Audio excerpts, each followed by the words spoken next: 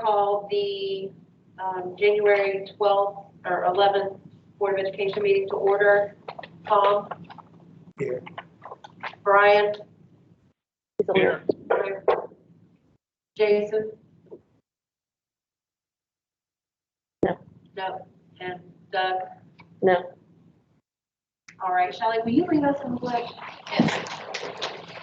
I pledge allegiance to the flag of the United States of America and to the republic for which it stands, one nation, under God, indivisible, with liberty and justice for all. Thank you. I don't think we have any delegations this evening. No.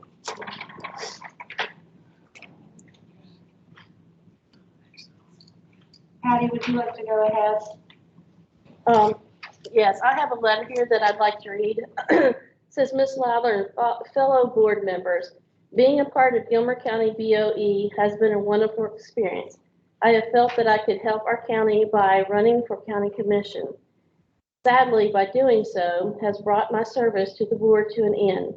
Gilmer County is my home, and I want nothing more than to help make it better for all. Sincerely, Doug Cockrell. So when he put his name in for county commission, then he had to forfeit his board seat effective. And that's why Ms. Stewart is conducting the meeting tonight. Just want to say, I, personally like to thank Doug for his time with the board. Appreciate his service. Yeah, absolutely. I think he's done a great job, and I don't think he completely understood that it was going to happen so abruptly. So I don't know whether anybody would be interested, but at some time in the next little bit, I'd like to get with Doug and go out to the Mexican place or go somewhere and maybe have a little dinner and sit and break a little bread with him. Yeah. Great. So we appreciate his service. Okay, we'll go ahead and move on to the consent agenda. You get a chance to look at the minutes from last meeting? I did. I'll make a motion to approve those. Second. Thanks, Brian. There's a motion and a second. Any comments? All those in favor? Aye. Opposed? Motion carries. Clay, you're up. I'll be somewhat brief tonight. I just have to schedule a check. So are there any questions as to how those were presented? I didn't have any questions. Brian, do you have any questions? No, ma'am.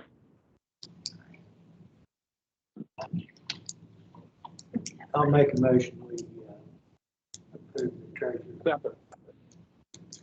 The motion and a second on the table. Any comments? All those in favor? Opposed? Aye. It's a little delay. It's delayed. I know, it's delayed. All right. Okay, reports, follow-up, discussion, any recognition of students and staff? Not speaking. Okay, Tyson. I'll be brief, but probably not that brief. That was quick. I don't think I've ever seen Clay that quick before. That was quick. I just want to share with you a couple of things that have been going on. Had a Wildcat Pack meeting this past week with our student leaders. It was probably the best student meeting that I've ever had. I had students coming in with notes from our last Wildcat Pack meeting, things that they had discussed with their classmates, with their teachers, plans that they had, things that they wanted to do, and they are really something. We recognize them today in our awards assembly, and I just think they're doing an excellent job, and they are coordinating an outside cleanup day where they want to walk outside and do some cleanup. Just the Wildcat Pack, I'm in full support of that when the weather gets good. But what happens, and this is what they've noticed, and they're absolutely right, is that when the snow comes down, We still have a lot of parent drop-off traffic, things fall out of vehicles, and it gets pretty cluttered up pretty quickly. And our custodians do make a regular pass through there. But while we have snow on the ground, there's really not a whole lot we can do until we wait that out. And our Wildcat Pack is very interested in taking that on and cleaning that up. So we'll put them in gloves and bags, and we have the trash picker-uppers, as we call them. And so we'll go out there, and the Wildcat Pack wants to do that. I'm very proud of the work that they want to do. They also bring to me things that are going on in the school, issues with recess, areas that they think may need some more supervision. So they're just really, really a group of excellent young children. We have an awards ceremony today. I like to keep you guys in the loop with who our honorary Wildcat is. Each month we have an assembly where we bring in somebody from the community who's either a good neighbor to Gilmer County Elementary School or a partner to us. And this month, or for the month of December, we recognize Kenny Fisher, Pastor Kenny Fisher from the Horizons Church. Pastor Fisher has been an excellent support of Gilmer County Elementary School. The church had brought us donuts on our Faculty Senate Day at the end of December, and they are also a part of our safety plan that we have. And I will be very vague about that, and I'd rather not put that in the paper, Myra. I did not think. But I won't get into the weeds of just to what extent or what that is. But I just want to say we couldn't ask. No offense. They're as good a neighbors as we have. We have great neighbors with Genesis as well, so I got to be careful how I phrase that. But they really have just been excellent. So I wanted to, recognize Pastor Fisher for that and bring him in. And he was very excited to be there. And the last thing I wanted to share is that I received word from Catherine Miller, who's the regional director for Save the Children. And I haven't really given you guys any new news with things that we're doing with Save the Children. We do get the occasional donation, which is always very appreciated, and we go get those from time to time. But I had received word that through the McDonald's Foundation, Save the Children secured funding for what's called an Early Steps to Student Success program. And what that allows us to do is to employ a person that works with families of children pre-birth, we're talking expecting mothers, all the way to just before school age children. It's not birth to 3. There doesn't need to be any, disability in the home or anything like that. But this person will work to create a caseload to help us bridge the gap from home to school. And that will be this person's full-time job. Again, it is funded through Save the Children. We would simply be a fiscal agent on that. And it is a wonderfully supported program. I've seen it in action. I had experience with it when I was in Pleasant Hill and in Calhoun County. This person will build a caseload of 20 children that we work with. They go into the home. They implement easy-to-use curriculum, brain-building curriculum. So things as simple as counting your baby's toes when you change a diaper. That may seem like the simplest thing in the world to do, but it helps build brains. And things like that parents can do that may not realize that it's a tremendous help. How to detect a gas leak, who to call if that kind of thing happens. And just a wonderful resource. So I think that in coordination with our Community in Schools initiative, in coordination with our after-school program, in coordination with our summer school program, I think we're really wrapping this thing together, and I think we've got some exciting things to do. I will be glad to answer any questions. That is all very new news. We received this information last week. We have a planning meeting. This is Mason and myself, and maybe Mrs. Loud, I'm not sure. Our meeting with Catherine, maybe Clay as well. I'm not sure who else is going to join us on that meeting, but I know Shelley and I tomorrow for sure are talking with Catherine to start hammering out some of the nuts and bolts with this. And obviously, you guys will be in the loop with anything that's personnel related. If it's a position that we have at the county, even though it would be funded and we would be fiscal agent, you guys would still need to be permitting those positions to be posted. Does that answer any questions? I don't know.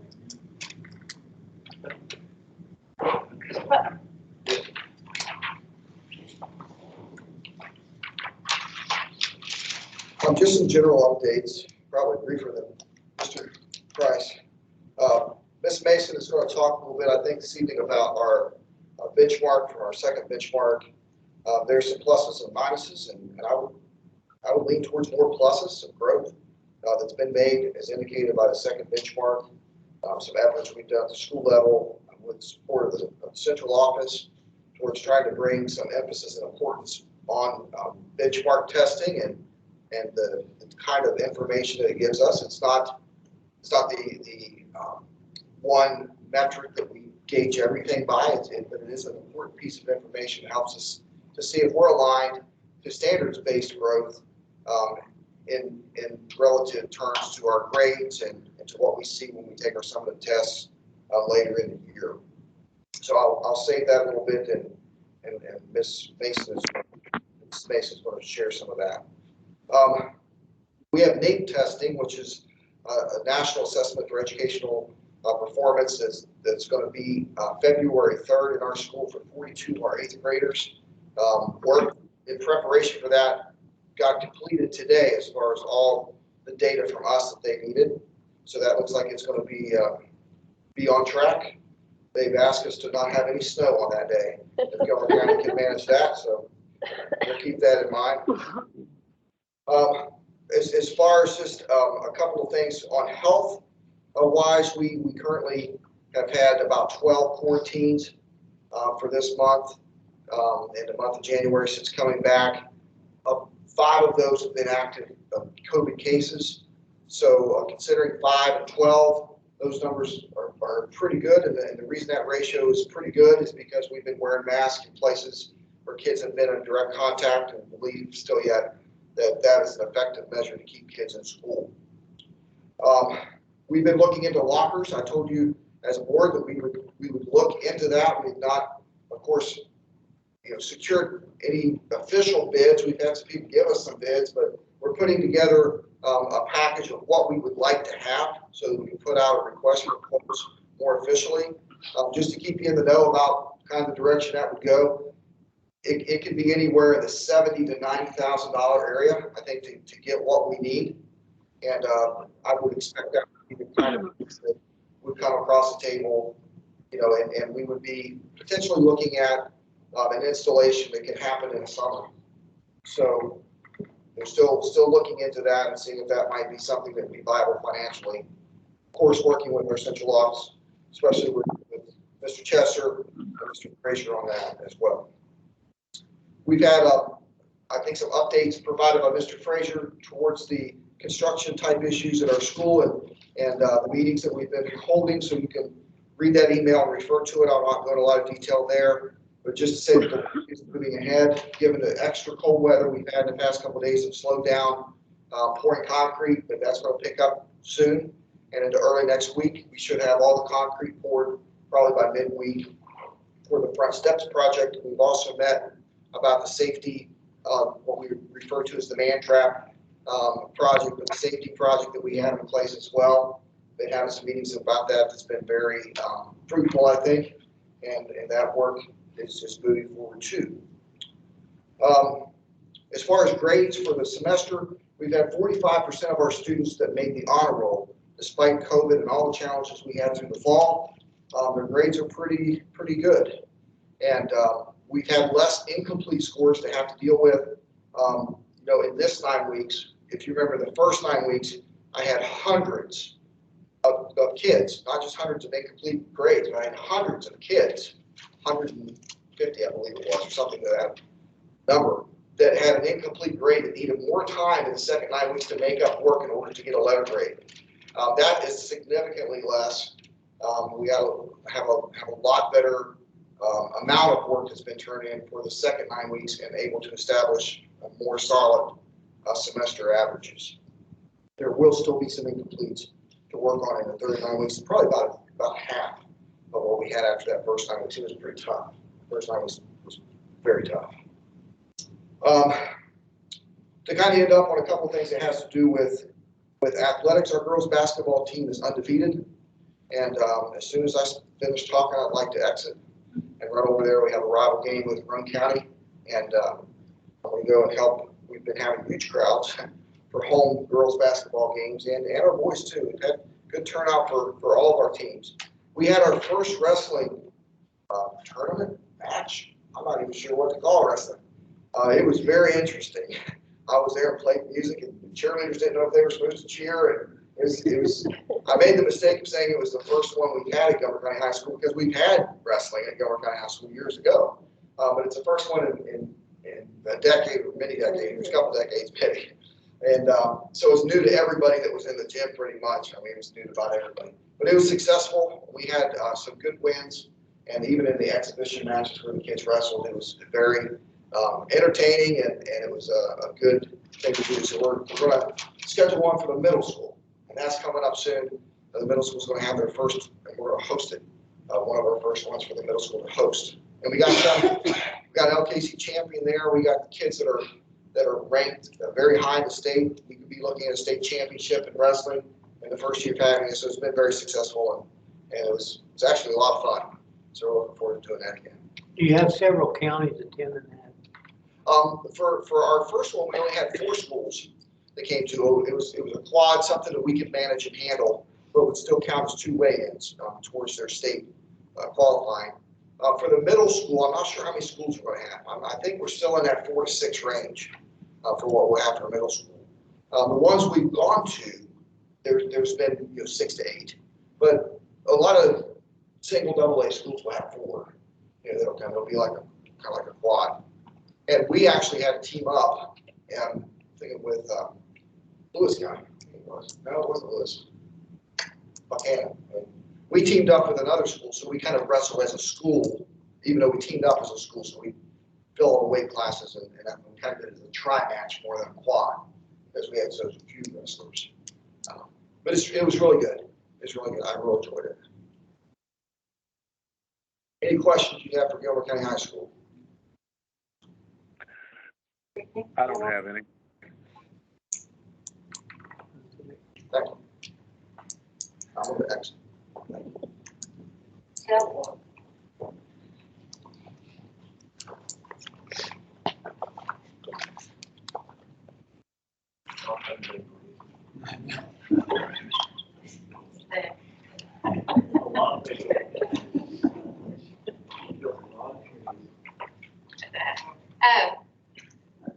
I really will be brief.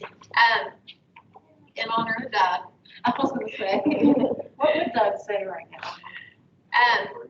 For the textbooks, we are looking at adopting our science series for this next school year. I met with the instructional textbook committee today, both at the elementary and the high school, and they are reviewing the science textbooks, and we will have an adoption or a publisher for approval before the May 1st meeting. So we are getting ready to look at that and do the correlations to make sure they align to our standards. With academic fairs, we are looking at academic fairs, a few things that's coming up for the county in January and February, just so you will be aware. The spelling bee for the county is going to be January 18th at 1 o'clock here at the board office, and you are welcome to attend.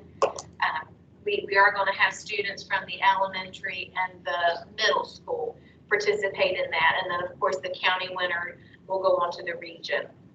We are also going to have the county social studies and science fair, which will be January 27th, and that will be held at the elementary school, and then of course those winners will go on to the regional science and social studies fair.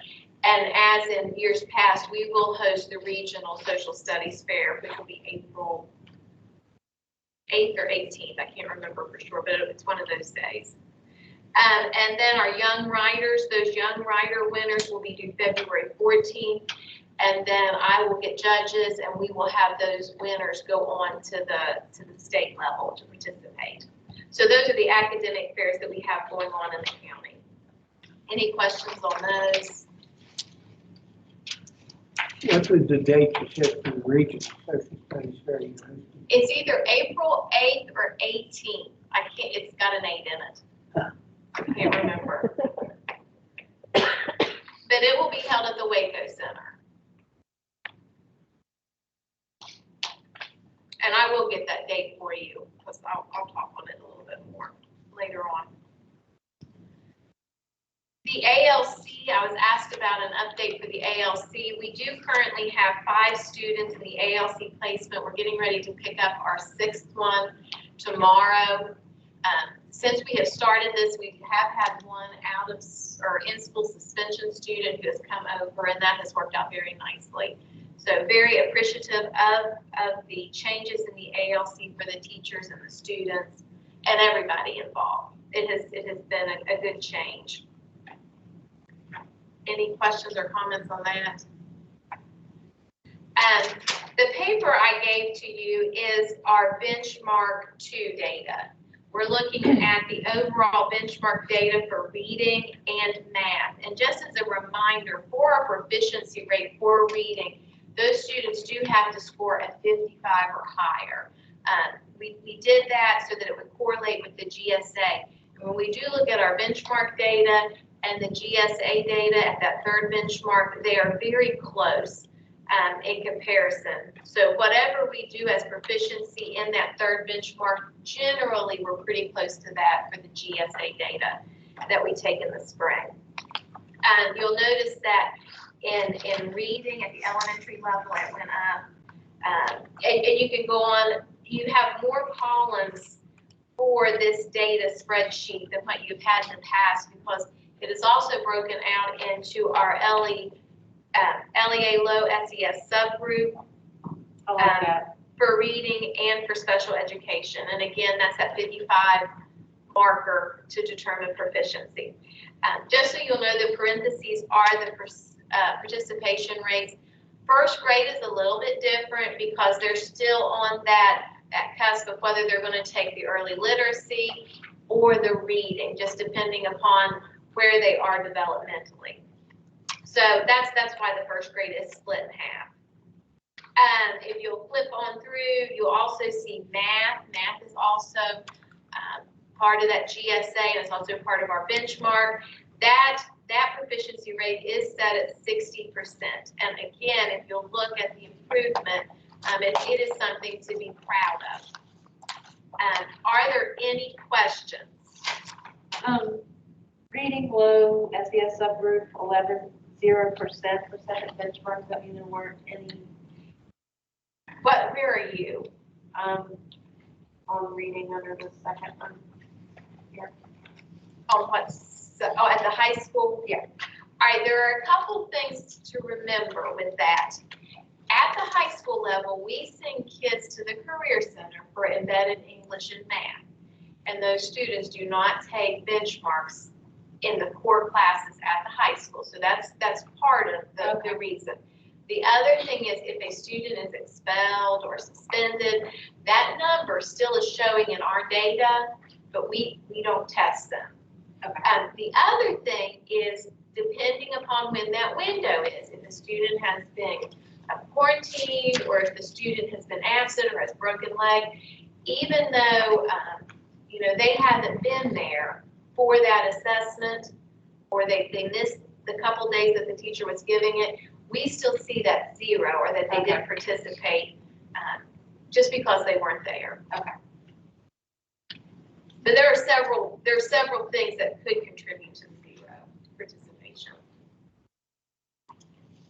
Any other questions? Going up. I like to see the going up. It is. When I ran the reports, and I also talked with Mr. Putnam a little bit about, a lot of times we see proficiency and we do get hung up on who is proficient. And we do have students who probably will never be proficient, but they're making improvement. Right. So not only do we look at proficiency with everybody, I look and talk about improvement with students, with the principals. So that's the other big thing that we discuss.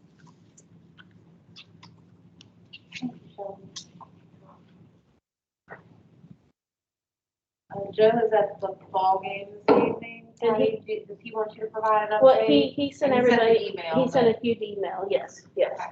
So the And steps are coming along. I mean, set back a little bit of the cold weather, but the handrails is what's going to hold us up from actually utilizing the steps. The steps are going to be done, but the handrails. So we're excited to get the steps finished. Plus, we met about the man trap, and there's a lot of good things that we're in the process, HVAC with ESG, so a lot going on in our schools. Do you have any new business? No, Old business? no. Personnel? Personnel, we did have one on there for fire service credit, but she did not qualify for any, so we will remove that. She will not be receiving any prior service credit. Okay. Superintendent's information. We will be meeting this week about the COVID and mask procedures and protocols. I did have a meeting with the State Department today, and it kind of looks like the peak of this new variant, the Omnia variant and COVID and everything, is going to hit West Virginia about the second to third week in March. So we really need to continue to be vigilant about wearing our masks. Of course, the amount of quarantines went from 14 to 10 to 5, and then you come back with 6 days, 6 to 10, you wear a mask, and you have to isolate when you eat. So we're going to have an administrative meeting to try to hammer out some of these obstacles that we're going to be facing, and we're going to do that this week. Board member comments. Brian, do you have anything? I don't have anything at all, no. Tom? No. The only thing I wanted to thank Doug for his, time that he served on the board. I know that it caught him by surprise that he wasn't going to be able to continue the rest of his tenure. So, again, I want to thank Mr. Koppel for that. And then also, as Tyson and everybody, as I've been listening to everybody talk between you and Mr. Putnam, we have so many wraparound services within our school system now, and it's great. Because not only are we targeting the educational aspects, we're targeting psychosocial and a bunch of other things. And that's so needed, especially, with the kids in Gilmer County. So I just want to commend you guys because you're looking constantly for new things. Does anybody have anything else? No, ma'am. Sure. All right, ready to adjourn.